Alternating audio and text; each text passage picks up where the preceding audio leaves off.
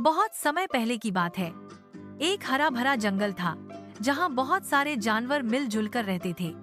उसी जंगल में रहता था एक गधा जिसका नाम था गप्पू।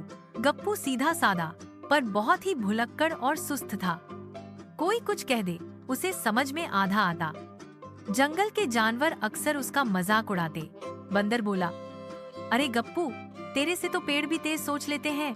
उल्लू बोला, हाँ हाँ, इसे तो पूछो कि 2 और 2 कितने, ये बोलेगा कितने चाहिए। गप्पू थोड़ा उदास हो गया था। वो सोचता, काश मैं भी समझदार होता, सब मेरी तारीफ करते। एक दिन गप्पू जंगल में अकेले टहल रहा था। तभी उसे एक पेड़ के नीचे चमकती हुई नीली टोपी मिली। उसने टोपी उठाई और सिर पर रख ली और तभी झकाझक बिजली सी चमकी। गप्पू को ऐसा महसूस हुआ जैसे उसके दिमाग में कोई बटन ऑन हो गया हो।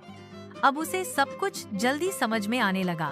पहली बार में ही उसने तोते की टूटी हुई घड़ी ठीक कर दी, फिर बंदर का खोया हुआ केला ढूंढ निकाला। अब तो सब जानवर हैरान रह गए। ये वही गप्पू है।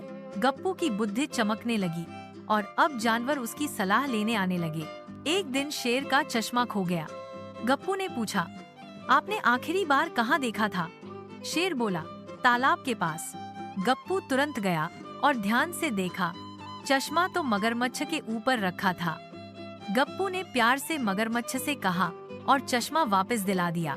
अब तो पूरा जंगल गप्पू का फैन बन गया था। एक तूफानी रात को गप्पू की जादुई टोपी उड़ गई। अगली सुबह सारे जानवर परेशान हो गए। अब क्या होगा? गप्पू तो फिर से भुलक्कड़ बन जाएगा? गप्पू ने मुस्कुरा कर कहा, टोपी गई तो क्या हुआ, अब मुझे खुद पर भरोसा है। अब वो टोपी के बिना भी सोचने लगा, काम करने लगा और सबको मदद करने लगा। बच्चों बताओ, अगर तुम्हें जादुई टोपी मिल जाए तो तुम क्या करोगे?